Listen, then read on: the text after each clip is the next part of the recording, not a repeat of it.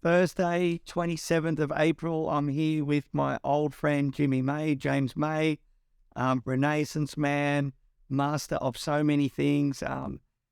This is going to be a good episode. He's my favourite at the shop. He's the one that keeps it under control when I'm not here, keeps that black and grey room. Well, he's the only one that pays the rent in that room. No one else works. But in all honesty, like, I've had a long friendship with Jimi. We met on Bondi Ink and developed a friendship from there. And you've worked at all the little Tokyos and are here, and it's been great to see you develop artistically, tattoo-wise, paint-wise, but also, as a human as well, mate. You're a great guy, and I love you, and it's good to hear and talk. Thanks, Rhys. You're welcome. Yeah. So what am I really like to work? Am I the prick everyone says? No, honestly, I've had... I've been here for a while, as you know. Just waiting for my 10 years to get that gold watch, and then... Well, you said now it has to have diamonds in it too. Well, I think I've been through enough working with you, mate, so... I agree. I can definitely do like 9-carat gold watch and, some cheap diamond scraps. Yeah. Will that do? Just a Rolex, something. Cool. All right, mate. So let's sort of start off like you're a Sydney guy? Yeah. Yep. Born and raised on the beaches. Which beaches, north or south? Are you from the Shire? The northern beach, like the only beach. Right, the real God's country. Yeah. Yeah, born and bred there. Then went to school, sent to a private school, nowhere near there. So that was sort of like out of my comfort zone. How'd you get there? I think Transport or? public transport. Yeah. Sure, Dad had big expectations, me being some sort of big wig lawyer or something. Well, I think you've superseded any of those expectations. Yeah. In being your own man. It's taken him a while, but... Rather than corporate man, legal eagle. Yeah. He's still paying off the school fees, but... Well, better him than you. Yeah, it was a good school. I enjoyed going there. It was Riverview. It's a private school in Lane Cove. Was it on the river? Yeah. And everyone was getting to school on their parents' boats. Right. I was rolling in a RAV4. Yeah. On the dinghy? On the dinghy, mate. And but it was a great school. I met I guess that's where I sort of like made my first friend group of like misfits from that school, and that's where I started my first. Is primary or high school? This is high school, yeah. So it took me a while, but I found like a group of guys, and it was sort of the musos. Yep. And so we started a band. Were you playing any music before then? Any instruments before? I was playing guitar, but I hadn't been in any bands or just at home shredding. Slash. Yeah. It's Slash was my main influence. All the neighbours just standing outside the house whenever you play, cranking it up, played horribly. So that's sort of like the introduction to like my music career, I guess. Yep. Through going to Riverview. That took off pretty quickly, didn't it? You had a decent crack at it. I did. But you won a couple of Grammys, didn't you? I've had Grammys. But yeah, so I started this band. What was it called? It was called Autopilot. And we just played around Sydney. The old Candy's apartment was our first gig in the Cross. Played everywhere around Sydney. And then I sort of met another band through them. Yep. And that's the one that was sort of like, we'll sign to Sony with. What's the name of that one? That was Syndicate. Yeah. That was like, that was a good time. We got signed to Sony for like a hot minute. They sent us to the States. We recorded with some pretty big names and stuff. Yeah. Came back. I was a bit older now. What are you, like early 20s? Early 20s. I remember the first time we went to LA, I couldn't drink, so I must have been under 21. I must have been 20. Yeah. And the second time I would have been 21. And then, did tour with Australia a lot. Went and saw Screaming Jets the other night. Yeah. Insane. we opened for these guys in Alice Springs. Yeah, he was pointing out, going, Jimmy, is that you? Come up on stage. Dave's like, I swear that's Jimi May out there. So where was that? Alice Springs. Alice Springs. It was a gig. It's like right near Ayers Rock, and it was at the end of that. Like it's a fundraiser where everyone sort of soups up their cars, or like a shitbox rally. Shitbox rally, and they all end up in Alice Springs. It's like Sydney to Alice Springs, and we were like the entertainment at the end of that sort of trip. And I remember, I think, it was like so hot. I was like sound checking in my underwear, and I had cowboy boots at the time. Oh, Very Bon Jovi. Getting hot here. There's a picture somewhere on the internet. It's just me, cowboy boots, and my guitar, and that was about it. And then I think there was a bit of a blow up between us and Screaming Jets, actually, because they wanted to go before us because it was getting late. And then I don't know, there was something there. So, they knew they were going to be a hard act you were going to be a hard act to follow. Yeah, which is fair enough. Yeah, and though in the twilight of their career, got these up and coming future legends. Yeah, we're wearing cowboy boots and not much else. Yeah. So that was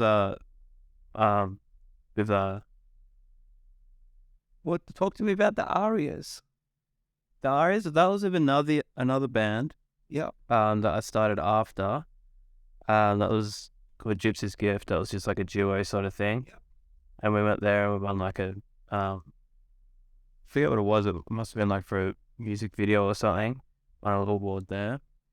Video was obviously solely focused on you.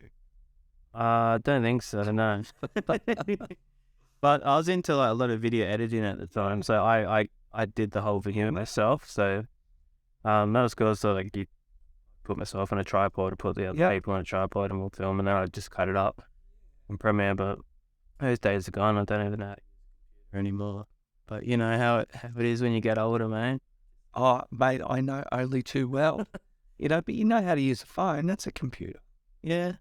I can post on Instagram, that's about it. But this is interesting to me. And like when I was in the beginning saying, and I'm not blowing smoke up your ass, when I do say that you are a Renaissance man, to me, this is like a small insight into that, because you're making your own video clips, you're doing all this stuff, you're playing guitar. I'm sure you were probably painting at that stage, or when you were at uni as well. I was. So while I was doing music, I was at National Art School. Yep. Up the road. What did you study there? I majored in painting. Yep. Yeah. So came out with a fine arts degree in painting. Yep. I don't know what that was like. Another thing was like, it's like with my dad, he wanted me. I got into graphic design school as well, so he sort of wanted me to go that way, and because it's probably a more safer option. Exactly, and like, I don't really know what you get out of a fine arts degree still, apart from maybe like, teaching or curating or something. But I just wanted to do it for the fine arts experience. Yeah, and like level up your skill set. Exactly, yeah, which you wouldn't get at a graphic design school.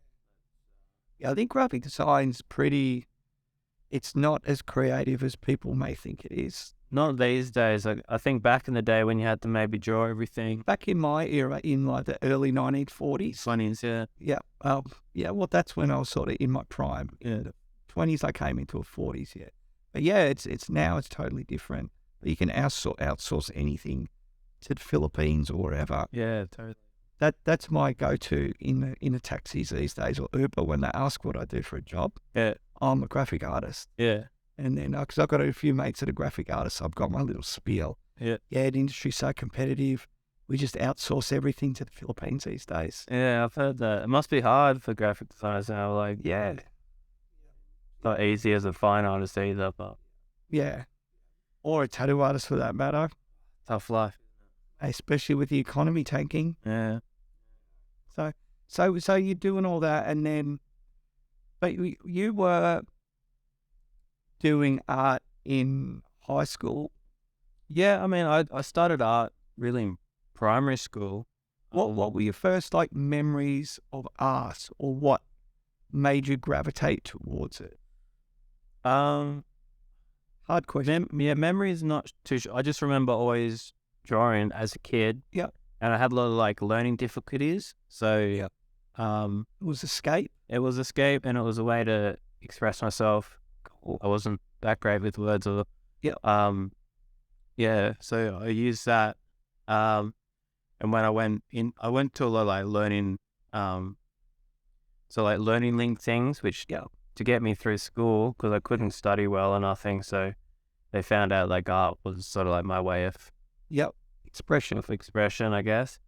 And yeah, and then I think the first like real memory is me having to draw like a greeting card at my primary school when I was in kindergarten, and it was almost like two stick figures, like a girl and a guy in a school uniform, but they still use those greeting cards today. So I think my mum worked at the school at the time, and she just got way too many printed, so Yeah. they couldn't get rid of them if they tried. I was hoping you'd still get the kickback for it. Oh, no royalties on those bad boys. Yeah. So yeah, that's probably my earliest memory of drawing, and just going through school. Everyone's like, "Oh, draw me this, draw me that," Yeah. like in class. Yeah. Drawing. Another thing that happened was like in the lockdown, my religion teacher from high school randomly emailed me, and he's just like, "Hey, someone at Riverview had passed away." He goes, "I just remember you always drawing on your books, and like you're a good drawer. Would you mind? I'm close to this kid's family. Would you mind drawing a portrait of him that I can gift him to the family?" I'm like, wow, like that's crazy that you remember me drawing. I'm like, this is like in lockdown, so not long ago. I would have been out of school for 15 years since then, and I still remembered me drawing. So You must have had a big impact. yeah, exactly. So I did that, which was quite nice. And I sent it to him, and he gifted it to this kid's family. So stuff like so. Yeah, I just always knew that like art was my vibe, I guess. Yep. Well, I remember I used to tattoo old guy Ron, and his wife was one of your tutors or painting teacher. Yeah. When was that, in high school or later? Oh, that's right. No, that I got private lessons in Manly, and they owned like an art school, so I did that Cool. while I was at school, but it was outside of school. Yeah, high school. Yeah, high school. Yeah. Cool. So I guess Lynn was the one that sort of really taught me how to paint. Yeah, nice. Yeah, so that was a cool little connection we had there. Yeah, because I haven't seen them in. I think up around the Hunter Valley now, got some sort of winery, and I think Lynn's got an art gallery up there. Yeah. So, yeah, it's crazy, isn't it? And his son played. He was quite the musician as well. Son was a muso. The daughter was an artist. Yep. She was a really good painter. Yep. So yeah, come from a pretty artistic family. So you're doing all that. You did all the band stuff. Were you still in a band once you graduated, or what happened after graduating art school? So did you have any? I know I'm cutting in again. Did you have any jobs? Yeah. In that time? Yeah, I did. I was working at Vintage Cellars, the bottle shop on Oxford Street, while I was up the road at National Art. Dream come true. Oh mate, blessing and a curse. Yeah. But get paid in booze, please. Yeah, pretty much. And that's what sort of helped me. I was living in Newtown at the time. Yep. Like every muso does when they're a kid. Yep. Busking on the streets. Yeah, me and my housemate would busk until we got enough money to get a bottle of whiskey. Yeah. Would call it a night. Go back to a 2-bedroom shoebox, and pretty grubby times, but you know, that's student life. It's young life anyway. And then so I would have finished art school, and then that's when sort of the band stuff kicked off. Yep. So I was like fully into music, and then I was getting a bit worried because the music stuff was hard to sort of Be consistent. have like make a living from and all that. And I always was into tattooing. Like my first tattoos were from Les, who was my painting teacher at National Art School. So I've always been interested in it. Before that connection with Les, were tattoos on the horizon when you were younger? Yeah. So From the music? from the music, yeah, I guess like music, in the music scene, everyone's got the tattoos, hang around tattoo studios. Yeah. The drummer in my band was working at Skin Deep at the time. So I think he got me in, and I tattooed a mate one night at Skin Deep. Yeah. On another muso mate, on his leg, Dan, and it's which is nice of him to hold that first tattoo I've ever done. Free tattoo. Free tattoo. FO. But yeah, obviously not the greatest work, but gotta start somewhere, I guess. And then yeah, so always around the tattooing, but I never really thought of it as a future. And then obviously having my dad sort of like really not wanting me to go that direction. I think it took me a while to realize maybe it is an option, and then I had to sort of build up almost I had to go to him and be like, this could be an option. And then when I got my dad's blessing, that's when I started handing out my resume. It is hard. Like, I look back and I think, like, I'm not a parent, but I can sympathize with parents, especially that era. It was still pretty crazy. It's not like now. You wouldn't really want your child going into a tattoo shop, hanging around. Yeah. What society would consider not so nice people. Yeah. A lot of temptations, a lot of ways to go wayward and that sort of thing. So I totally get that. Hard. But didn't your dad, I think he works in an events company or business or something? He does. Did he have something to do with the Sydney Tattoo Convention years and years? That's the funny the loop around there was I was tattooing for a couple of years, and then just out of like complete randomness, his events company bought I think it was the Australian Tattoo Expo. Yeah. So he was running the expo for like a few years, and I'm like, oh, funny to meet you. Yeah. Hook me up. Yeah. Give us a booth maybe. Yeah. And so that was funny. And then then he came around, and I can see he's like a bit more like he's proud of me now, and like For sure. And before he might have been like, oh, my son's a tattooist, but now he's like, oh, this is my son, he tattoos, like. Yeah, and mate, your work is exceptional. Your artwork is exceptional, and I'm sure even like we met on Bondi Ink. And, I was like a 2-cent bit player, but my mum was so proud of that. Yeah, like sending it to all the rellos, putting it on Facebook, all that sort of stuff, because it does in their eyes like validate you. Yeah, that it's legitimate. Yeah, sort of thing. Yeah, I guess that they've all got their image of what it is to be a tattoo artist. Yeah. And then I don't know, like even just thinking like the opportunities or where tattooing has taken yourself or myself, it's like that's some pretty big life achievements, Well, sure, man, and made plenty more to go. Yeah, like one thing I've realized is like I know what's around a corner, but if you're out there and whatever, it's possible.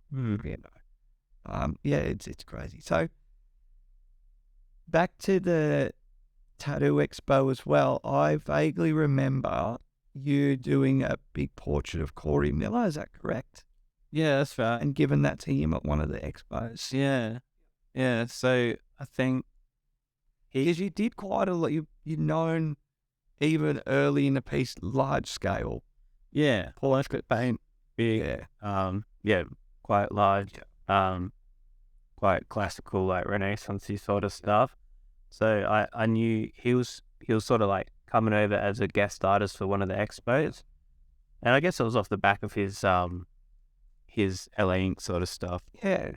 and I'm like, I want to hit him up and see if he'll catch up, and I'll say I'll paint it, and yeah, so he was nice enough to meet up with me, and I spent a day with him in Circular Quay, and we had lunch, and I just took some photos of him, and I did this painting, and then one of my old clients bought it from one of my first clients bought it, so he still has it, and he'll send me like a message every few years. He's like, oh, like anniversary of when I bought your painting, so like it's obviously still hanging up in his house.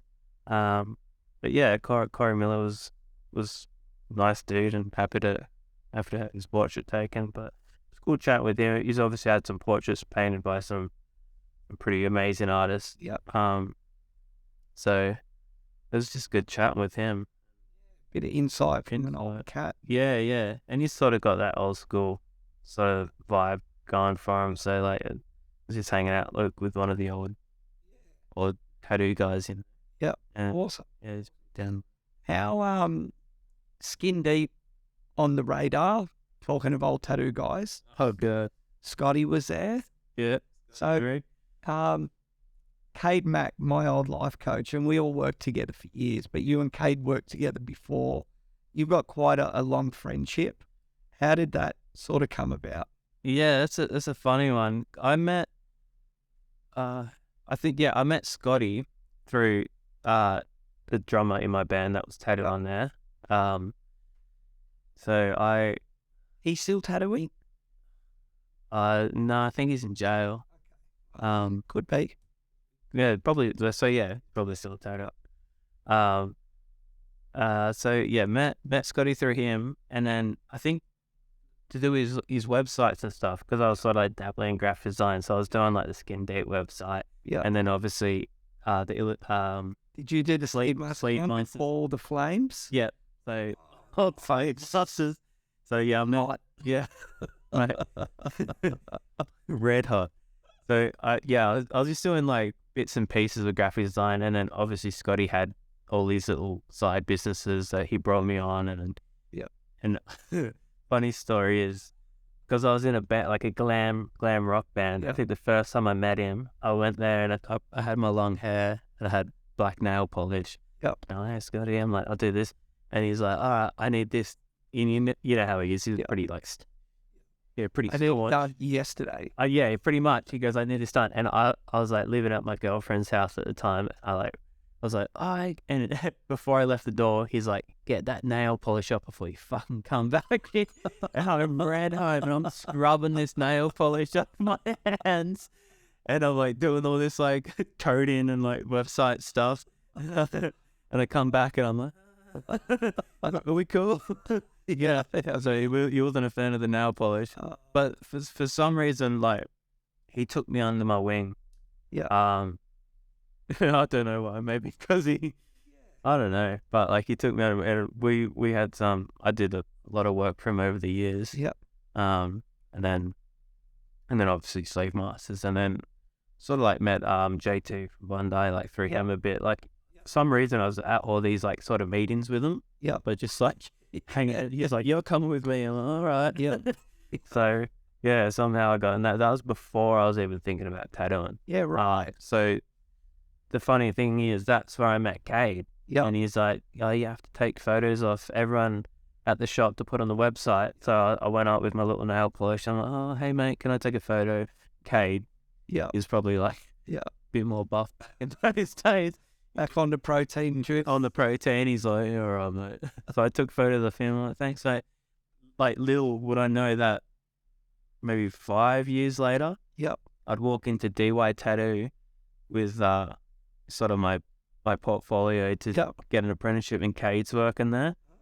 So Joe Kins that works there, he's like, yeah, he's looked at my stuff. He's like, yeah, kind of cool, but you know, Joe sort of keeps it on the down low. He's like, yeah, just sit in the corner and draw for the week. But I just like go, oh, cool, and I just like draw, and show them something and blow their mind. Yeah, but I wouldn't really talk. I was a pretty shy guy when I meet someone, so I was just sitting in the corner. I'd draw all day. Yeah, I did that for maybe a week or two, and then Joe, I don't know, like I was like, oh, maybe they don't want me here. So I just stopped going Yep. because I didn't hear anything else. And then Joe calls me up. He's like, oh, right. He's like, do you want an apprenticeship? Because we'll take you on. Yeah. And I'm like, yeah, okay, cool. Yep. So I started working at DY, and then and then Cade was working there. Yep. So sort of apprentice at DY. Well, Cade was Danny there too? no, I was there before Danny, and before Trent, and a few other guys. Well, Cade was bossing you around. Cade was bossing me around, had to get his coffees and stuff. Yeah. Our times have changed, man. Exactly. I'm sure that didn't last long till the role reversed. Yeah, except he wouldn't get me a coffee. Yeah, so met Cade, and he was living on the Northern Beaches then at the time. He took a step away from that Westie life. Yeah. Well, the tractor beam's pulled him back, hasn't it? Yeah. Sold his VLs for a minute. So I think of the station wagons. Yep. Yeah. And so we got kind of like pretty close during that time. And then I forget just a little bit about your apprenticeship, because I've heard some rumors that I think maybe within the first month you did a portrait. Yeah, and it's funny you say that because the memory came up on my Facebook the other day, and I was with a Marilyn Monroe. Oh. And I was on the guy's forum, and I remember Joe telling you that it would have been in like the first month of me tattooing. Yep. I'll do a portrait. Amazing. How long have you been tattooing now? Maybe 12. Amazing. Oh, maybe a little bit over. Yeah, because I think I've almost been here 10 now. Maybe 9.5. So, and then I would have been at DY for probably 3. Yep. Maybe let's just wind that back a bit to about 7, so I can save up for that Rolex a bit more. Or fast track it. Yeah. How much more do you want from me? Just a bit more. Just a bit more. Yeah. Yeah, cool. So I imagine your apprenticeship was, because you're obviously so advanced with art, doing that portrait early, did you start to, I don't know, I'm assuming gravitate towards black and grey? Like, I can't imagine you would have done a lot of Sailor Jerry tattoos or Japanese tattoos. I mean, you do when you start, because you do everything that comes through the door. So, and I was doing color stuff, and obviously naturally, I gravitated to the black and it's just like what came naturally, because I feel like tattooing, it is for me more like drawing. It is painting, because a lot of people ask me that. They're like, you paint in color, but you tattoo in black and grey. And I think because I find tattooing almost more simpler hand movement on a scale. Yeah, and the way the needles move. To me, it's more like using a pencil rather than use a paintbrush. And I did do everything when you start. And I did enjoy colour, but I don't know if I had the patience for it. The stuff I was doing. And I felt more comfortable, like sort of building up sort of like a drawing or a charcoal. Because you can see that when you work, it is a very layered and I sort of build it up through the tones, like from light to dark, rather than the other way around. Yeah.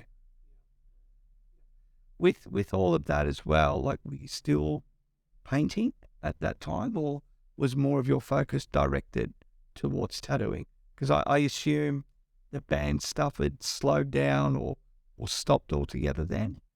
It was slowing down. So I was tattooing at DY, and I remember Joe going, because I was going on tour, like Australia, so I'd be gone for like a few weeks or a month at a time. Just for the fanboy here. Yeah. Who did you tour with?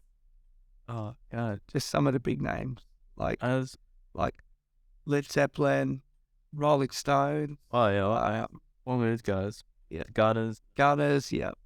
AC/DC. Yeah. Obviously, they were your support. Yeah. So what, Joe sort of maybe give you a bit of an ultimatum? He did. He came up to me one day and he's like, "Oh, you're gonna have to, pick something." And I was sort of almost over the band stuff at the time. Like, I was just one foot in, one foot out. The relentless groupies. Tough life, mate. I thought the undie drill was getting over. I know I couldn't even leave you home. I know, right? So I was like, no, I can't do this anymore. Mum doesn't like watching all these females' underwear. Bless her. So I had to make it call. And yeah, as I said, like one foot was sort of out of the band because I guess when we got signed to Sony, it sort of changed. I was into me glam rock. Yeah. And then we sort of changed to like a pop rock thing. We're getting guided. Yeah. Almost like radio sort of. So you could even tell like a message from our first album to our second one. It was like sort of balls to the wall rock stuff. Yeah. Which I was into. And then it was like really pop radio stuff the next time. And I'm like, oh, I don't like where this is going. So that's when, and then a few people in the band I think felt the same. They left, and it just felt like it was holding on to the last strand. And I'm like, well, if I can take this opportunity of tattooing, or go and try and get this music thing to work, which I was sort of a bit fed up with. I chose the tattooing, and thank God I did. Yeah, I imagine a bit more, obviously a lot more freer. You're more in control of your destiny. Yeah. And like, as we all know, like artistic people in any way, there's so many different personalities. And, sometimes in tattoo studios, there's issues and friction and all the rest of it. I can only imagine. Not in Little Tate, dude. Oh, I thought you were going to leave right now. Just want to make that very clear. There's never ever an issue in Little Tate. I know. We just sweep it under the rugs. They go on top of each other. So I can only imagine in a band would be harder. Yeah, we were a 5-piece band. So you got five people. You had to 5 egos you're battling against, and then you got managers. You got the record label. So I felt pretty small out of that sort of thing. So, and yeah, it wasn't really my vibe at the end of the day. Yeah, cool. Where the direction it was going, the artistic direction. Yeah. So I was happy to leave that, and then I still did music after, but like different projects, and for a fair bit started another band after that, but just tattooing was my main focus at the time. So with all that, you're with Joe for quite a while, and then how did Bondi Ink come along? Because that's got to be 10 or more years ago now, or close to it. Well, I've almost been here for 10 years, gold watch. But yeah, I met you just before that. Gold watch with cubic zirconia. I mean, diamonds. Diamonds, please. Yeah, diamonds. They're a girl's best friend. And Jimmy's. Yeah. So I think I left DY and I went to travel. I think I was traveling for about 6 months, just a world trip. And then I don't know if it was on that trip or when I got back, the Bondi Ink people hit me up. Yeah. And it was sort of while I was still working at DY. And they're like, do you want to do this show? And I was like, don't know about it. Like, obviously, you got people saying, oh, don't do it. You're a sellout, this. And I'm like, oh, it's like, what? Got to lose. So you got to lose sort of thing. Just, it's like you were saying before, like, opportunity comes along. Yeah. It's better to take it than not. Yeah. Yeah. And like again, it was a good opportunity. Yeah, and it proud of it. Worked out well, like it was like it's Australia's first ever tattoo show. Yeah. I did 2 good seasons. Should have done more, but it didn't. But yeah, and I think the biggest thing was like meeting you through it. So that was like, if anything came from the show. Yeah. it was to meet you and then to go on and be here for 10 long years. Yeah. Feels like 20. 2 watches by the end of this. 2 wrists. Correct. Yeah, so did the show. I remember you were just on a few of the episodes. I was like a bit of a ring-in. Yeah, a bit of a ring-in. Well, I was like a celebrity guest appearance. Yeah. But, like you said before, people saying don't do it, all this. I had the same thing. And, when it came out, I looked at it the same. I just thought, you know what? It's too good an opportunity to say no to. And I'm sure you were the same. I got the people that I cared about in the industry said to me, yeah, good, mate, well done. Better you than someone else. And, that's good enough for me. And I'm sure there's plenty of people out there that slagged us both off for it. Oh, yeah. I've heard of it as well, like, hear about it. It was guest yeah. It didn't bother me as well. And, like, I think a good thing was it was just the exposure. Like, obviously it got to Brazil. Yeah. This podcast is going to, like, break the internet in Brazil. Bloody hope. Well, if you've got anything to do with it, it should. Yeah. But I remember as soon as I did the show and it sort of got, I think it was on Netflix through these countries, and then all my Instagram was in Portuguese after that. Like, all the comments. Yeah. So there's a lot of translating going on. Yeah. But like that sort of exposure you wouldn't get unless you did that. And yeah, you can be called a sellout or whatever, but like then people, my art scene in Brazil or Colombia or so many countries seeing it, Yeah, it's phenomenal. And the second season, Tennille with Megan. Yeah. Just opened so many doors. Yeah. And I've been to New York. I've worked with Megan. I've been up to Goldie, and I've worked with Tennille a bunch. Like I met her through the show. So just you tattooed her, or she tattooed you? Both. Yeah, at Little Tokyo. No.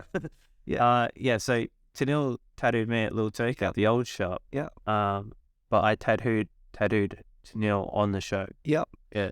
Who else did you tattoo on the show? You tattooed a couple of famous, like I tattooed Jack Jones from The Southern Sun. Yeah. He was a cool dude. Yeah. Like the people you met on it were cool. Yeah. And it was like, it was a great experience. I tattooed the Steel Panther guy. That's Yeah. Also, there's the lady from Super Trees, Sarah McLeod. Yeah, tattooed Sarah McLeod. Yeah. So they had a nice muso connection too. Yeah. And that's the thing with tattooing, like there's a weird little crossover, the muso industry. Yeah. So I think around that time as well is sort of when, realism was really starting to kick into gear. Yeah. Maybe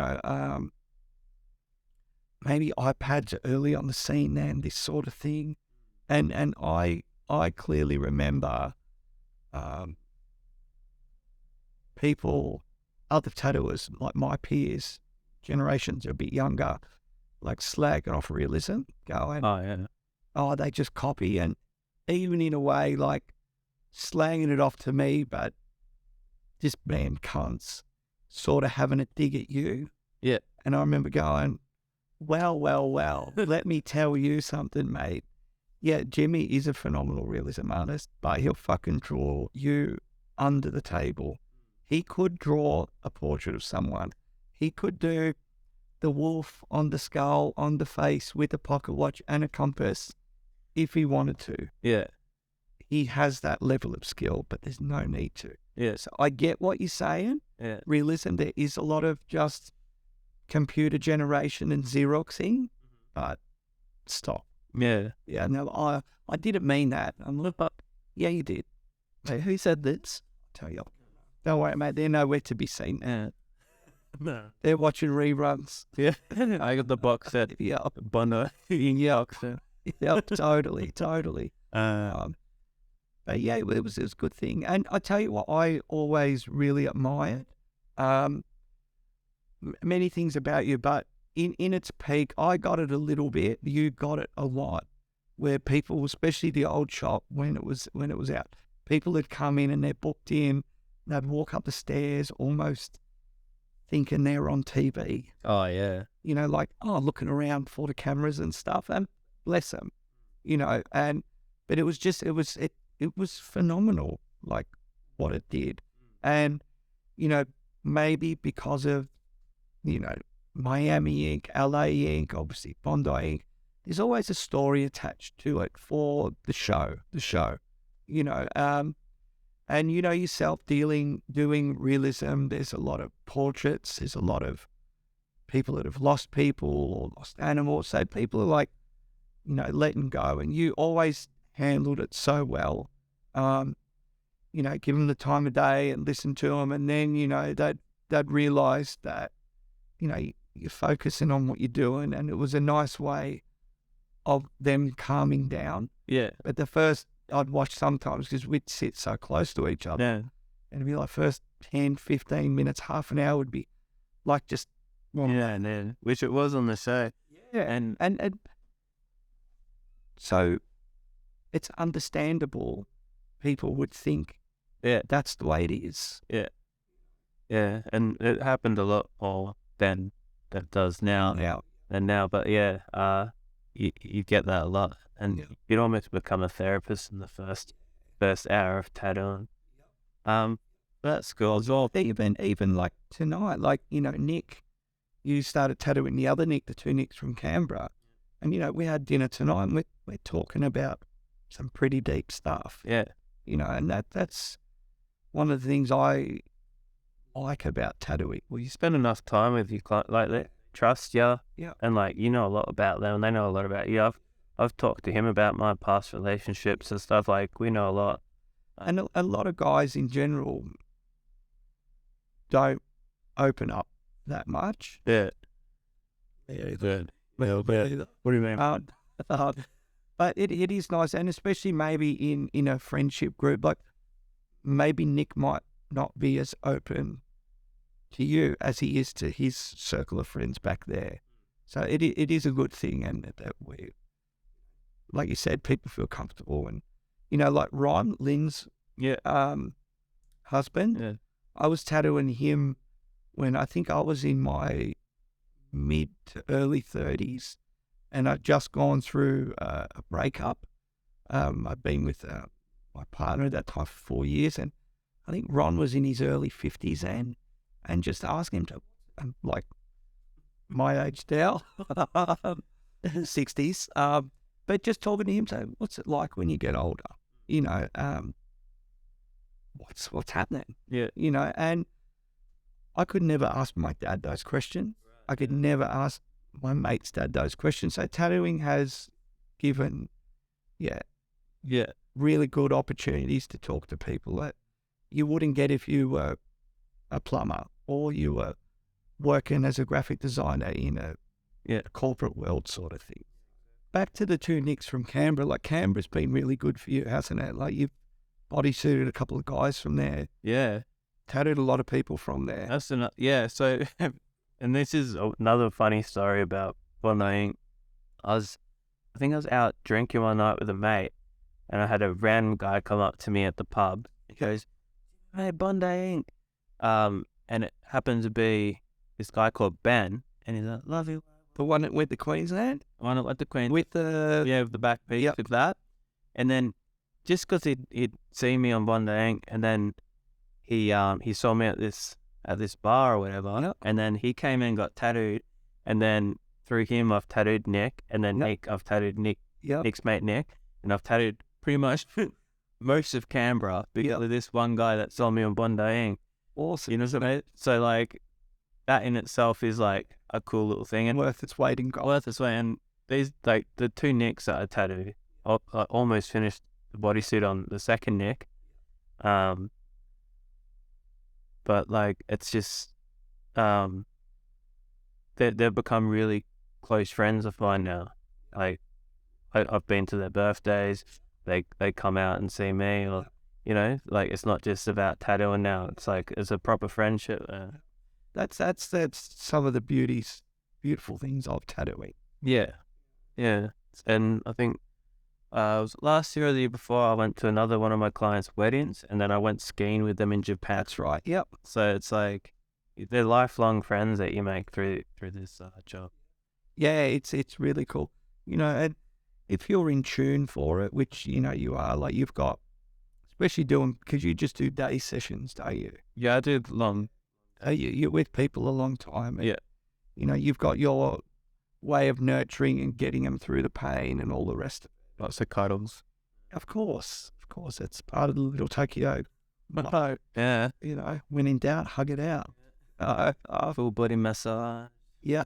Yep. Well, Andrew's here every Friday. Yeah, it is such a good thing. So what I remember seeing and really love seeing is from when you started, it was a lot of like one-shot pieces. And now it's like arms, legs, backs, like using the whole thing. Yeah. So as an artist now, I think, you're in that sweet spot in your career where you're getting to do pretty much what you want to do. And I know you have every right to be a little bit selective, but I do know you still do your best to accommodate people. Yeah. But I realized like people have been waiting a while as well. So it has a responsibility. Yeah. And I'm not going to turn someone away that's been waiting for a while. There's obviously things I prefer doing. Yeah. And then if something comes through that like maybe I don't think's exactly up my my alley or something, I'd still happily, if knowing that they've been waiting for that long, I'm gonna turn them away. So yeah, I do pick and choose, but then there's stuff that that I'm happy to work with. Yeah. With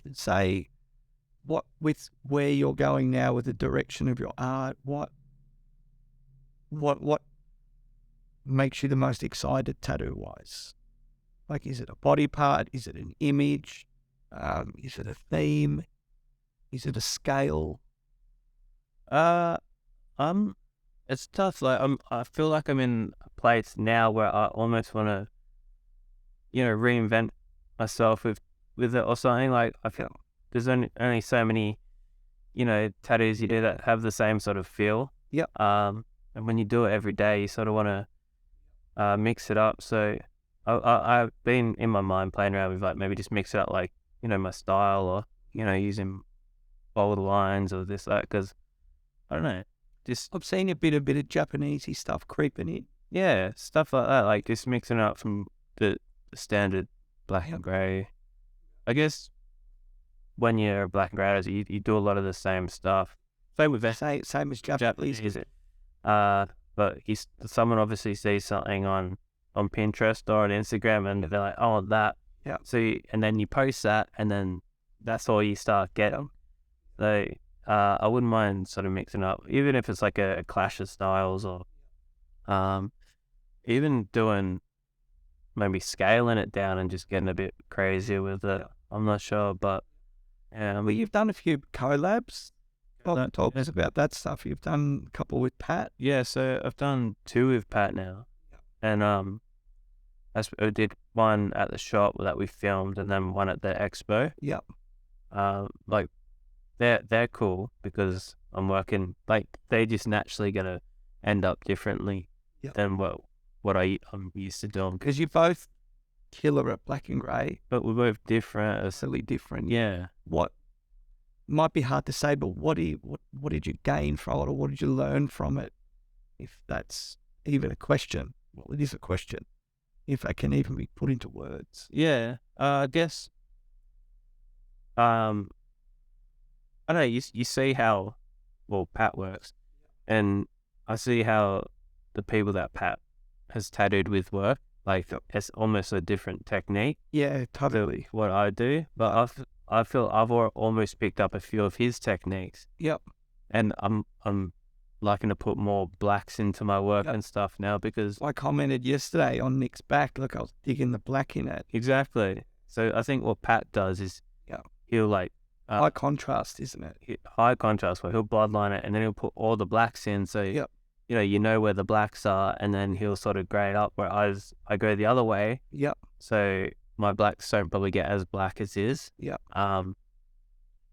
And I think he's made some comments like, try to put more black in or something, which is fair enough because like I do like that high contrast. I think it heals better. It looks better from like a distance. You want to see someone across the road, you want to be like, oh, I can make out what that looks like, you know. So, I'm trying to like pump up the contrast. And then obviously because I've been quite light black and grey.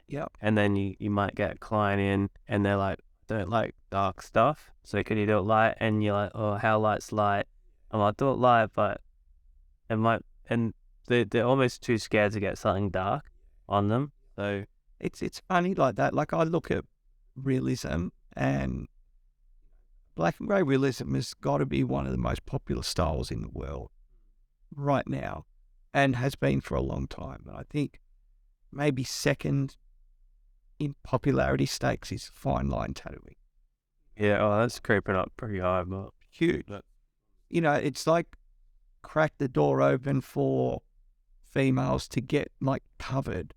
And I think because it doesn't have that strong impact, it's subtle, you know, which I think is with, you know, say you've got a beautiful portrait or a face on your forearm, it's not as invasive or doesn't have that impact as a big red koi or a big eagle with a dagger through it or something like that. So I think it maybe I don't know, the clientele base is different sometimes, and it maybe might seem a bit safer. I think that's what it is, and a lot of it's probably from people that it's their first tattoo. I remember I tattooed a gun, and it's beautiful. It is so impressive as artwork. Like, you know, I got a portrait on my arm here from the late Paul Braniff in the mid-90s. And he was like Australia's leading portrait guy at that time. And it would blow people away. You know, that was like, everything else would be like, oh my God. Because to maybe the uneducated people of tattooing, it is insane. Yeah, how can you do that? It just blows you away. Like, where's the outline? Where's this? Where's that? So, yeah, it is a bit that way. So, but, you know, so it's going to be interesting to see where it goes. Yeah, but, at the same time, like, that's dealing with different clients. Like, some people are going to want something darker, or some people are going to want something lighter. And if you do it too light, then they're going to want it darker. If you do it too dark, they're going to say it's too dark. So it's skin tones. It is where you've worked between, you know, 0 and sometimes 7 out of 10 on the skin tone thing. So you got to adapt to that. There's a lot involved. Is a lot of reading the room, you know, like trying to figure out body parts, how it's going to age, what they do for a job, that sort of stuff. With your painting, like, has it been on and off through the last, say, 10 years, or consistent, or? Very on and off. I've never been able to get a proper, you know, flow. Like, I'll get into it.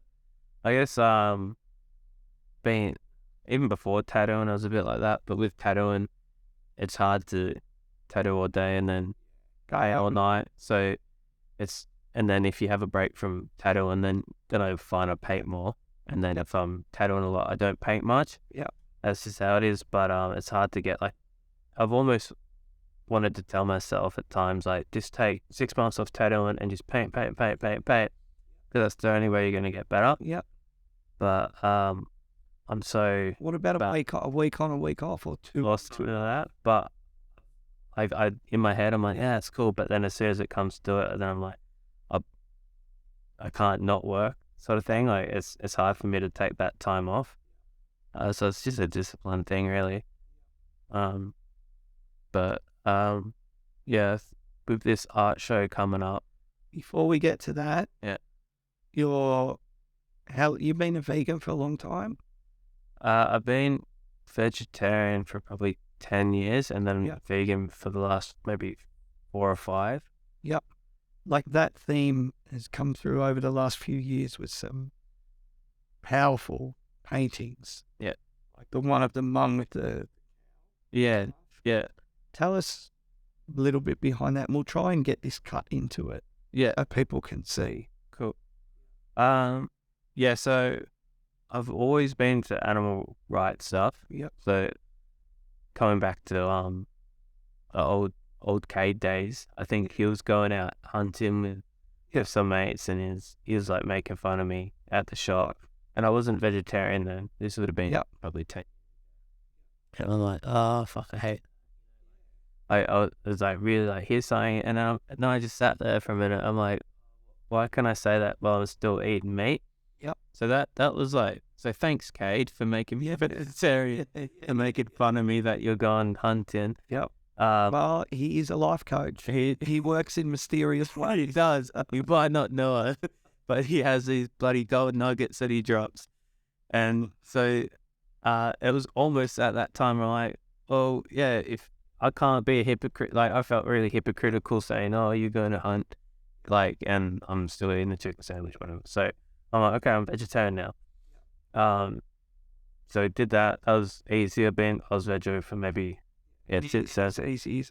the veggie, Not easy, but it's a lot easier than being vegan. Especially back then, vegan wasn't, there weren't as many back then options as there are now. You would have had to, remember Nerida at Little Tokyo in Bondi Junction? Yeah. She used to spend a whole day meal prepping Yeah. to do the vegan. Just full vegan. Yeah. Vegan's the next step. And, you hear this all the time, but every vegetarian says I could never go vegan. Like, I can easily... Being a swinger. Yeah. Like, but what about... I mean... what about your diet? Yeah, diets. Yeah, that's what I was talking about. Yeah.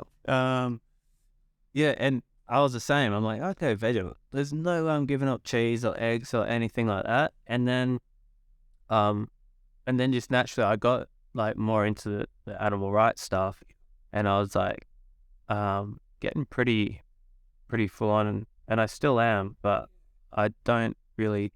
It did like play with my head a lot. Like there's only so many, videos and stuff and I'm like pretty sensitive, so it was like really like putting a toll. So Can destroy you. It really like put a damper on my day. So yeah, Emma, my partner, would watch so many videos, and I would just have to say stop.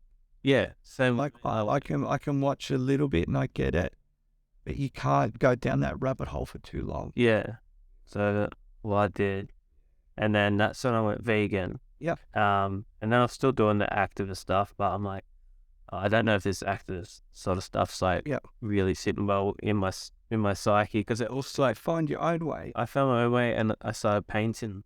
Yep. Painting the animal activist stuff. So I've done one with it's called Mother's Milk. It's about the dairy industry. That was pretty powerful, and that got like a lot of traction on Instagram. Where is that bad boy? Did you sell it or donate it? Or? No, I've still got it, and I'm actually going to put it in my art show. Did you ever do prints of it? Yeah, I got prints. Good. Yeah. Maybe get those bad boys printed again. Yeah. Good size. It was a good size too, wasn't it? Yeah. And then I followed up with another one about pigs. Yeah. It's another oil painting, but it was cool because I used I had the painting. I did this one in lockdown about the pig one. Yeah. And I almost used, going back to my my video editing days. Yeah. I sort of like made, it was almost like a video of me painting, but in between it was like a lot of like footage of like abattoirs or like pigs. Yep. It was like quite confronting. Yep. But it was while I was painting this picture, and you couldn't really tell what I was painting until the end.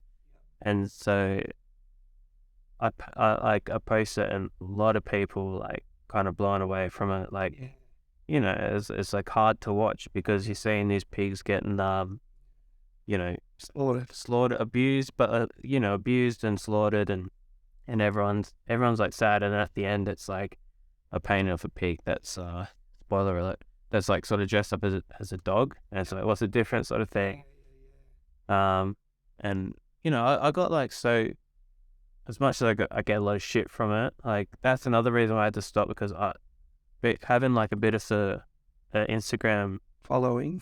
like I lost probably 20,000 followers just posting that stuff, but also like people just in my DMs just going like, I'm bacon, like, just people trying to like Just fuck with. yeah, or just like really mean comments and stuff, and I'm like, I'm not really here for like, and I'm just Did you ever get to the point of like turning off comments or anything?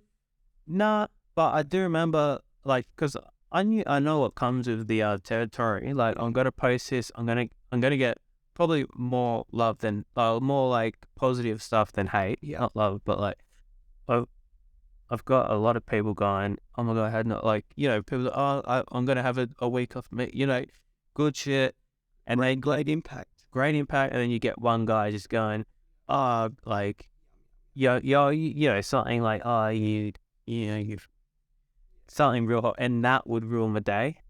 And I'm like, why am I letting this shit ruin? Like, I've just done so much, like, I've heard so much good shit, and then They said like some loser, mate. yeah, Fucking like, they're just projecting their own shit life. yeah, and I'd used to engage in it, and I'd be like, yeah, fuck you can't, like, oh yeah, fuck you, and or this and that, and then I'm like, why am I doing this? This is like exhausting. So I just post, and then I just like, I don't know, just like try and not engage with it. Yeah. And that's why I had to take a step back from getting like full on with that stuff. So Yeah. but my painting can do the once again. Yep. Use my art rather than my words, because For sure, man. maybe I'm not as good. Yeah, for sure. But yeah. For sure. So here we go. Save us all. Save us all. We all need saving. The world needs saving. So talk to us about it. So it is 18th of May. Why did you choose May? Well, that's an accident. Everyone says that, but that's an accident. Why is it 69. We all know that. Yeah. Okay. So seriously, Friday? No, it's just Thursday, 18th of May, 6 to 9 p.m. M2 Gallery up the road here, and literally right the next block. I was like, there's this after party at Strawberry Hills. But it's going to be open Friday. It's open for the whole week. That's just the 18th is the opening night. Yep. So that's when all the fun will be had. But it's open from the 18th to the following Wednesday. So So start saving, people. Start saving. You will be taking ink pay and also afterpay. All that stuff. PayPal, Bitcoin, massages. Nice. Perfect. I still got to pay you for that one. I thought my bank account's looking at But edit that out. So in all seriousness, go back to give us a little bit of this, because I look like I've been privy to see it. I'm not going to give too much away, but even from this poster, there's like a religious theme. Would that be correct? Yeah. So it's all. This is my first solo show. Yep. And it's a big deal to me, because I've been saying for about 5 years now, I'm gonna have an art show, and I've been through some shit, and I've just never had to. My mind's never been in it. Yep. I've wanted to do it. So this year, I've booked it. I've got the paintings ready. A few from from last year, the paintings, and then I've painted a lot at the start of this year. So it's just my latest collection of artworks, and I've finally got a theme. Yeah, it's sort of like a modern Renaissance-y religious thing. Paintings, drawings. I've had a go at sculpture, but we're hit or miss on that. I'm not sure if I'm gonna, but amazing. But Theme, save us all. art saved us all. Art saved you in this time. Like, too deep. Don't know. No, that's about it. I had to write a blurb for this website the other day for it. I forgot what I wrote, but pretty much that it's to do with my I guess struggles over the last few years. Just looking for redemption, rebirth. It's not like I was so deep in my dark hole that I couldn't really see a way out. And then Save Us All was one of the painters I did, and I thought that would be a good good way to name the show. But yeah, all the artwork sort of bit personal to me. There's stuff. Yeah, but keeping that Renaissance-y vibe. Yeah, it's all. Yeah, you can find the blurb online. So you want to get deep. Yeah, for sure. But you'll obviously be there on the night and over the weekend. So if people want to talk to you, they can get a bit more. Yeah, know how it goes. The better the story, the bigger the price. Some big stories in this stuff. Right. So this is Little Tokyo. We had an art show. Yeah. You had this and you had another tiger piece with a bird and some roses. Yep. Both sold out instantly. Yeah. Two like well-known Sydney collectors. Big art wigs. Big wigs from the art world. Right. So just talk us through a little bit of this one. Like for me, straight away, as soon as I saw it, whoever ends up with that is a lucky person. And very yeah. Oil. This is oil, yeah. Yeah. So I think that the theme was like it was a year. Oh, that's where we had that Year of the Tiger art show. That year that's eventuated, which was meant to be in the Year of the Tiger, but it was, so I painted this. Time stood still for me anyway. I was inspired, so I painted this for the Year of the Tiger art show that was meant to be in the Year of the Tiger. I think we're in the Year of the Rat or something now. Yeah, but the way it goes. Yeah, better late than never. And this is this game I wanted to do like a what do you say, a homage to like an old sort of those Americano tattoos. But wanted to put my like realistic spin on it. So that's what I came up with. It's beautiful, Alexa. So how long would something like this take you to paint? This one took me probably longer than it should have, because... Did you know who was going to buy it? I think so. I think I just did it to make it perfect. No, I think because this was quite experimental. Yeah. I don't usually paint like this, so it was a lot of like... I had the vision, but usually when I paint, I got like a finished product in my head. But this one, I had an idea, but I didn't know what it was going to look like, so... I went back and forth with like painting like background, or like I went, background, foreground, background, foreground. And I just kept going until I got something I was happy with. But it definitely wasn't the easiest painting. Yeah. But it was also one of the funnest, because I don't get to be this loose, like a tattoo. So perfect. And I usually paint quite finely, so it was nice to just throw some stuff around. Yeah, just get a bit messy. And this is what I came up with. Hopefully it'll go to a good home. Yeah, well, if that prick pays for it, yeah, we'll have a word to him.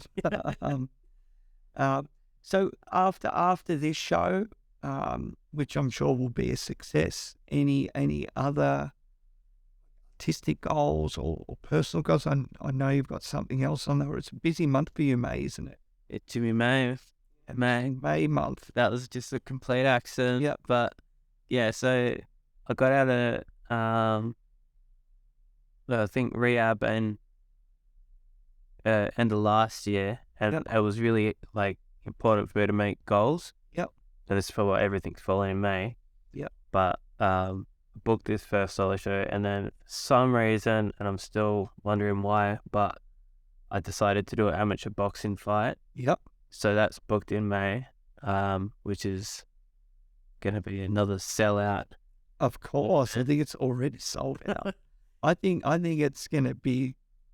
It should be pay-per-view. It should be pay-per-view, but it is also a charity event. Yeah. So I feel bad if I took some money. Yeah, true.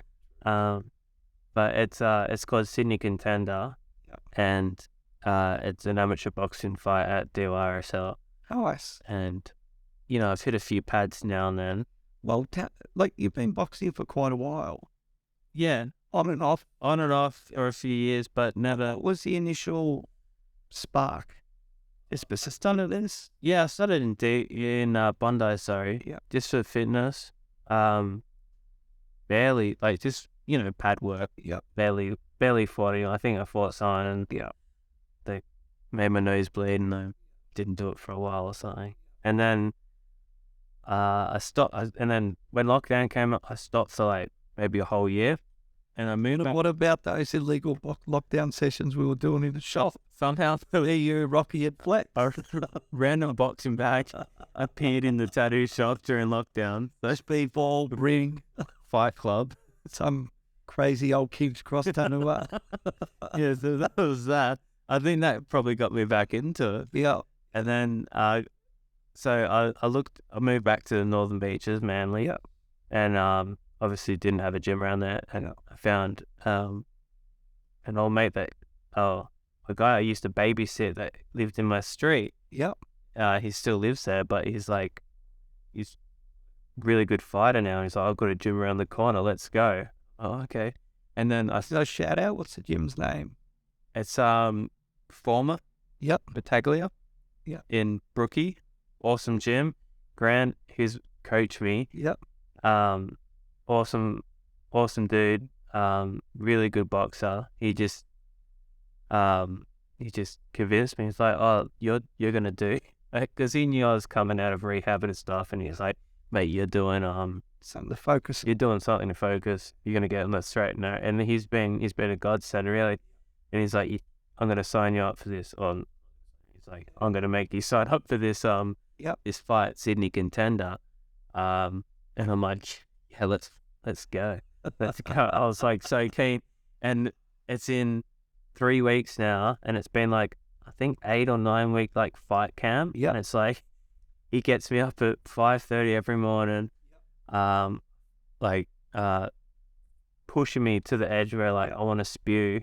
Amazing. Come to try and tattoo people. Yep. Shaky legs. Spew on the band. No, it's not that bad, but Doing your protein shakes in the kitchen at home. vegan protein shake. Of course. No. Vital greens. All that. And then we've had some pretty intense spars lately, and I'm like, oh, why have I signed up for this? Like, there's only so many times you can get hit in the face at 6 o'clock in the morning. Well, I'd look at your boat race, mate. Not many have landed. No, I don't know. Can't breathe properly out of this nose. Yeah. Well, a year ago, that would have been a different story. Exactly. Better a fist than Yeah. But so 3 weeks ago to this fight, I had a little bit of a mental breakdown with it just because I got the art show coming up. This fight, I got a lot going on. Like demons started to flood my head again, and I was like, "What am I doing? Like, I'm not good enough. This, and this. Like I'm shit scared that like the art show is gonna flop. Oh no, I'm just gonna be sat there, and no one's gonna like all that shit's going through my head Always. But and that's normal. But that's facing that is who you are and what you got to do, and it's gonna all help you. All this stuff. Yeah, they're totally natural feelings. Yeah, I get that. I just like Doesn't make it easy. it doesn't make. I think the fight thing's a bit different because there's a different ending. Yeah. How are you? If you don't mind me asking, how are you dealing now with like the demons and the anxiety where before you might have just drunk too much? Like, how are you dealing with it now? Like, you got some more tools, you're equipped better. Yeah. I got some good people around me. I think.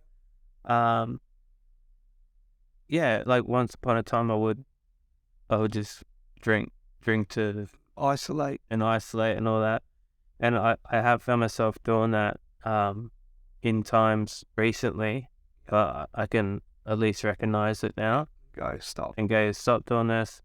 I've got, especially with the gym, they all know my story and they've got my back. So they're pretty much kicking my ass into being like, just having the goals that's the main thing. Yeah. Like I said, if I hadn't been up at 5 a.m. unless I was coming home, you know, and now I'm getting up at 5 a.m. to train. So that's a massive change. My fitness is getting better. I feel better. Obviously the demon's still there, but I think one of the things that the guys at the gym say, because like I overproject and I'm like, oh shit, like the fight's in 3 weeks and that's all I can think about. That's all I can think about. That the art show's in 3 weeks, and it does my head in. And they just go, oh, you can't change that. Like that's happening. So let's focus tomorrow. Let's get to the gym. Let's train. Let's just take it. It's like turning up sobriety. Take a day at a time, sort of thing. And that's what you have to do. So that's helped. Just good. Okay. Taking the big, making little mini goals along the way, you know? Yep. Yeah, you'll be fine, mate. Like, you know, you've got a good reach. You're back to, for me, back to being a Renaissance man. Like, when you put your mind to something, you can do it and you do it. And, like, you know, it's going to be good. It's going to be a great month for you. Yeah. It's going to be, might even just be a pivotal month in definitely this year, in the last so many years. And it's going to be nice to see where it catapults you from and what opportunities come from it. Yeah, I think that's the way to go. It's like, this is my half-year goal. Yep. I'll kick those. Yep. Probably need a little holiday to Bali. I'll throw that, ladies. and then maybe like look at, you know, making a few of this like similar goals towards the end of the year, and then that's a good way. Like awesome. Well, you've got a couple of tattoo conventions on the horizon as well. Yeah, working with some old washed up tattooer. Hey, he'll be like, oh, my back, oh, my arm, oh, where's my glasses? So no, like, Jimmy and I are going to work at the Southeast Queensland Tattoo Show in late August. Hopefully you're going to do a guest appearance at the Sydney Tattoo Convention at the Town Hall. Oh, it's start of August. To wait for my invite. No, you're like the mail. Like, didn't I tell you I'm using your face as you're going to be one of the poster boys for it. On the Opera House. And also Southeast Queensland Tattoo Show's in June, but we're going to the Australian Tattoo Expo up in Brisbane. Yes. In the start of June, which is just around the corner. So little Queensland, couple of Queensland trips. Yeah. So it'll be good. Yeah. That's I think something else I've taken on this year has been almost like a bit more of a yes man. Not having like obviously lost my dog at the end of last year. And obviously rocked you as it would. Yeah. You and Bear were pretty much inseparable. Yeah. That hit me hard, but at the same time, like, giving you a bit, it's given me the freedom to just, you know, you asked me, do you want to do this tattoo expo? And I've got nothing. I've got that freedom, which I haven't had for so long. Like I've almost felt like a single dad. For that long. So I'm just happy to just, you know, do anything, whenever at the moment, and that to me that's exciting. Like it's good freedom, and who knows where it'll go. Yeah. Other than those goals, like anyone you want to say thank to, you sponsored, apart from sponsored by Little Tokyo and Rolex. Well, yeah, Rolex. Rolex first, Little Tokyo second. Big thanks to obviously yourself. You've been there like through my darkest moments as well, and I appreciate you. And I call you Dad. Like call you son. Yeah, exactly. So you're up, mate. Stop. And I've been a dad to me, my tattoo dad, and every step of the way, and even through that little shit time, you didn't kick me out. No way, man.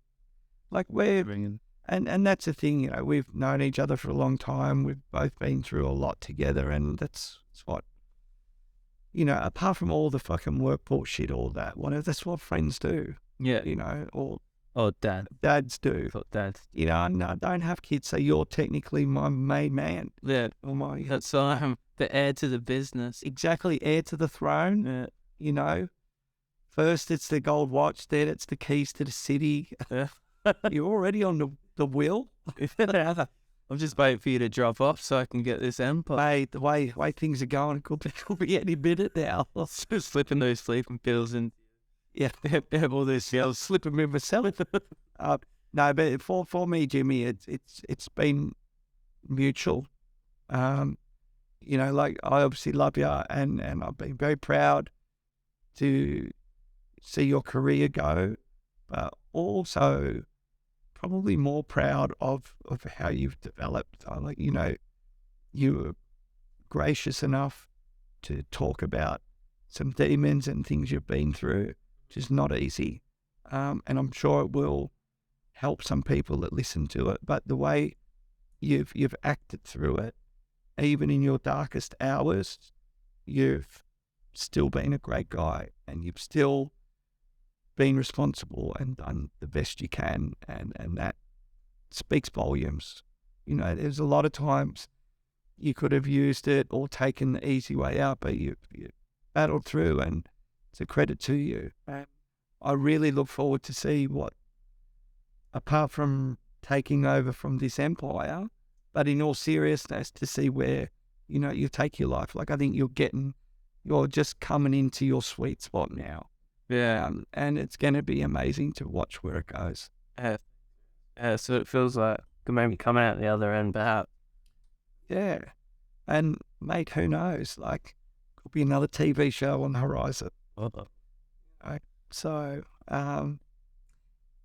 quickly, your tattoo collection. Who's tattooed you over the years? Oh, yeah. You got a cool collection. Yeah, I'm getting there. So that's enough. Yeah, it's like, it's always a big deal when I get a tattoo in my house. Yep. Because it's like, I almost get kicked out. Yeah. Even though you're been tattooing for 10 years, it's I got these finger tattoos the other day. Yeah. From Joe in Manly. And it was sort of out of the blue sort of thing. So I rock home and thought I was going to be disowned from exonerated. And I'm like, you know what I'm talking about. But, it's like you get covered, and then this tattoo on your hand, that's going to get you kicked out of the house. But, every tattoo is going to be like that until the day I die. So it's been a long time coming getting my collection. Yeah. And I think last year, when I was sort of on my luck, I just had no filter or nothing. So that's when I feel like I really went for it. A bit of a selfish sort of moment, but which I needed.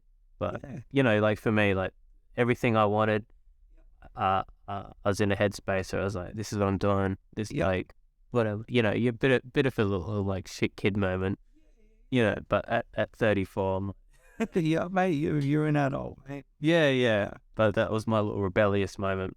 So I'll go back from most recent because that would probably be easier.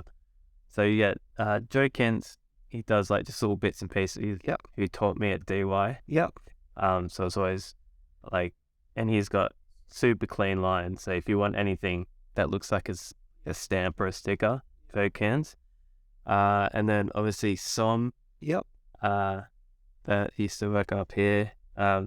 We did this over probably a year, just chipping away at it. Joel. He's been here in Melbourne now. Done that. He done my back. Whole back. You got Luke Manchi that done my chest. Feezy done my stomach. Ellie done my stomach. Mayo did lettering. The lettering on my back. Les did this one when I was at art school. I did that one. Then shit I've done myself on my legs. I think Pat's tattooed his name on me when we were drunk. To Neil. Yep. Neil done something on my leg. I got some stuff in LA. Neil's over there. At LA Ink. Yep. Back in the day up here. And then Flex. Yes, that's right. Flex did some Buddha eyes here. Yep. Some vegan numbers. Yep. And that's probably it. Yeah. Any more on the horizon? Well, speaking of like, oh my god, there we go. There's the love right there. Every day in summer. That 2-year-old that found out. Well, it was 2 a.m. People are like, "Is that Jimmy?" Yeah. Why? Why not? He's my son. Exactly. And it looks like your son found it. Couldn't see that straight. Yeah. Well, mate, I don't know what more to say. That was amazing, dude. Was it? Yeah, really cool. Like you speak really well. You brought everything across really well. I appreciate everything about you, the time tonight, all that stuff. Any questions for me or a question for me other than where's the Rolex? I was going to say that. Questions? I don't know. Maybe like what's I haven't really asked you this, but what's your long-term plans now? Like, I know you sort of bouncing around here and look up to see. Hard to say, man. Like, inevitably, I'll probably open a shop on the Goldie. Just the way it goes. Little Tokyo. Yeah, tiny Tokyo. Tokyo. Yeah. Like that. Like lockdown for me made me. I've always wanted to retire there, and just brought it forward. Yeah. Can never leave here. Don't want to leave here. Hopefully you'll step up. I can stay here be here less 3 days a week. But just continue to tattoo, continue to try and get better, paint more, see where this place goes, like, this gallery thing in this podcast thing, just taking opportunities basically, like, what you were saying before, and see where it goes. No real plan. I'd like to travel more again. But other than that, primarily, just keep tattooing. Like, I'm 50 this year, so I know I look 70, and internally I'm probably 110. But in all seriousness, like, I've probably got 15 good years left, right, of tattooing. Not to live. Not to live. I haven't got to give those keys up quickly. Yeah. I probably got 15 good years left of tattooing at a good level. Yeah. I'd like to get to 50 years tattooing, which would be 16 more years since I did my first tattoo. But what that would look like at that age, I don't know. It could be 2 days a week, or I don't know. Or if I get to 45 years tattooing and my skill level's dropping, I've always sort of said when I get to about 80% of what I'm capable of now, it's time to step aside. Still be involved in tattooing at some level. I don't know. Who knows where this will go or whatever. And just enjoy life. Yeah. Love to ride around the world. I would have liked to go with that ride around Australia. Life got in the way. And it did. But I did find out the 48 probably wouldn't have got me to Queensland. Yeah, but maybe it could be next year. I could do it in my 50th year and, we'll tag along. That could be a Netflix series in itself. Yeah. There's a couple of old geezers riding ahead.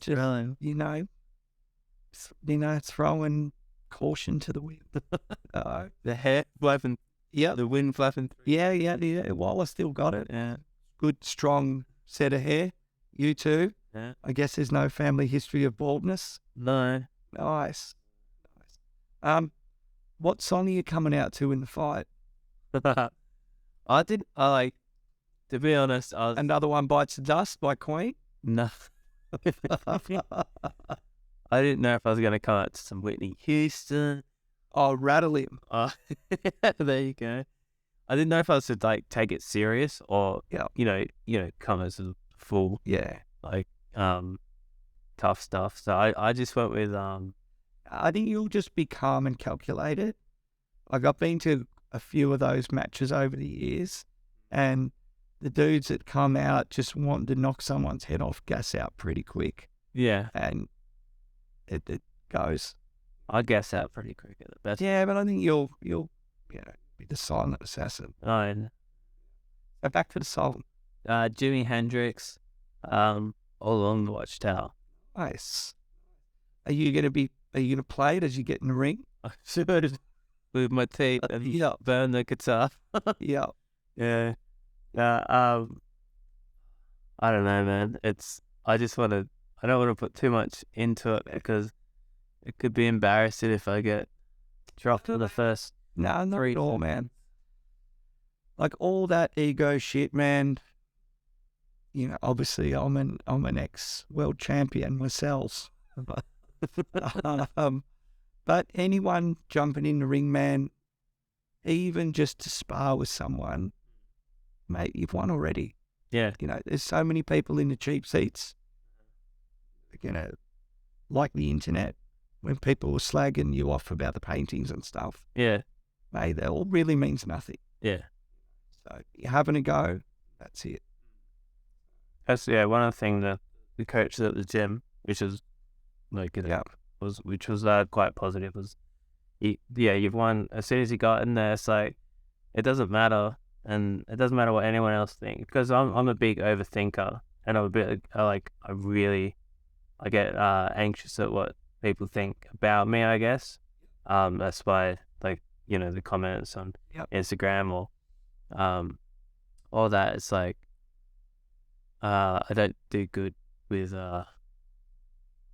bad feedback. So the fact that he was pretty much just saying, like, it doesn't matter what anyone thinks. The fact that you've got yourself through that, into the ring, that you've won already, sort of thing. And I thought that was a cool, like, metaphor for other stuff I do. Like, people can talk shit as much as they want, but like, and you know what? Yeah, 100%. Like, look at how many things I've had to go at and failed, from a tattoo supply company to a fucking yoga studio to another art space downstairs to this to that. So many things. Yeah.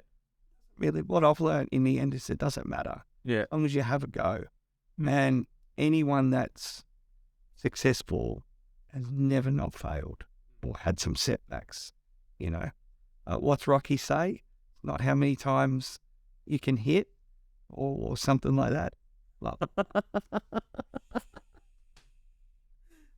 on a quick, we'll wrap it up with this. Okay. Right? Who are some of your biggest tattoo inspirations? Do you draw more inspiration from... Okay, 2 questions. Who are some of your biggest tattoo inspirations? And then, do you draw more inspiration from art in general or tattoo art? I'll probably answer it the other way around. I think mostly art. Yep.